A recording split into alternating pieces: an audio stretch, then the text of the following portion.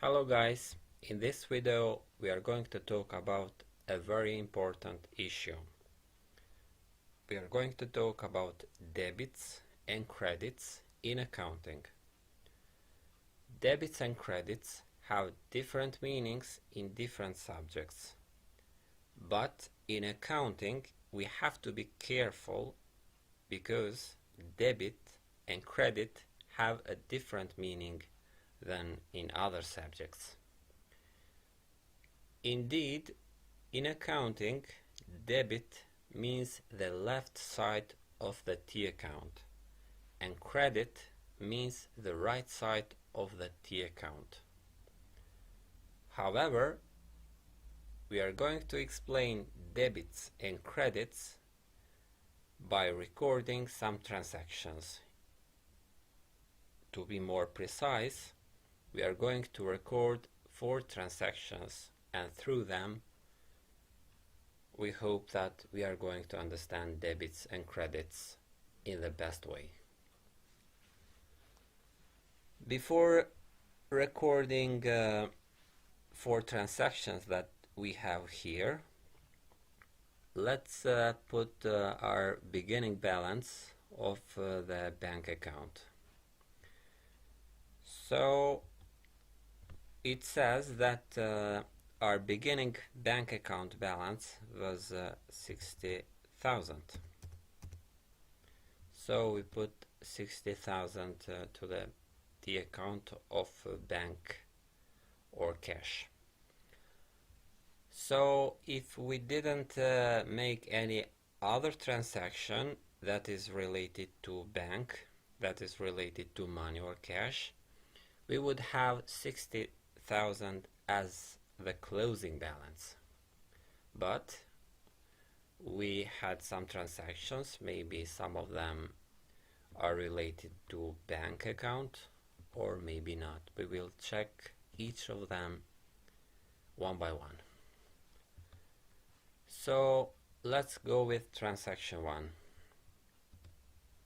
In transaction 1 it says we purchased some equipments with a cost of 10,000 euros, which we paid through the bank account.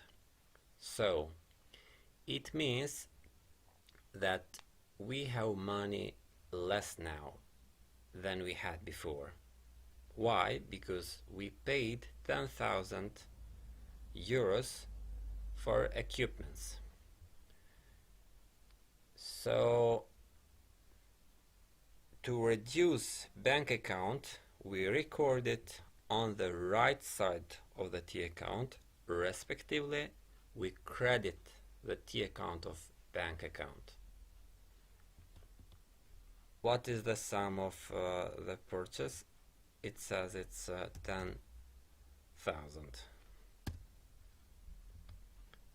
So we see that after this transaction the closing balance of bank account is 50,000. Then, to respect the double entry, we record the same transaction to equipments. We said that we have less money, but we have more equipments. We record 10,000 equipments. So we have less money and we have more equipments. The closing balance of equipments is 10,000. The closing balance of bank account is 50,000 so far. Let's go on with transaction 2. In transaction 2 it says we purchased some inventory with a cost of 20,000 euros, but we are going to pay for them later. So we do not reduce bank account, we do not credit bank account, we do not record this to the right side of the bank account because we didn't pay for the inventory we bought. So this is for us a liability. This kind of liability for inventory that we bought is recorded to the account payable. So account payable is liability. Liabilities are increased on the credit side. So we have to credit liability for 20,000. So now we have 20,000 liability. We didn't have any in the past. Now we have 20,000 liability.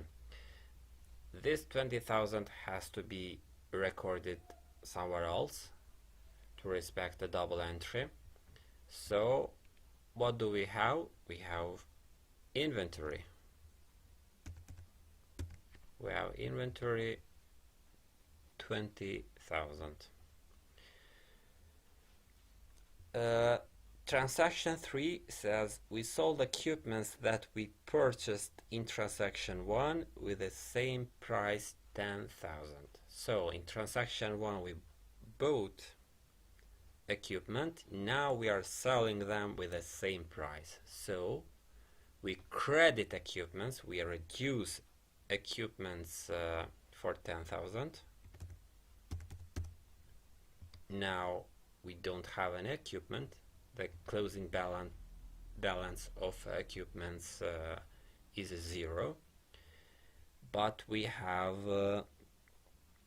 more money. We have 10,000 more money, so our money is back. Transaction 4 says we paid for inventory 20,000 euros that we purchased in transaction 2. Okay, so in transaction 2 we bought some inventory, but we didn't pay for them. Now we are paying for them. So now we have to reduce bank account to record this transaction on the credit side of the bank account for 20,000. And of course, when we pay liabilities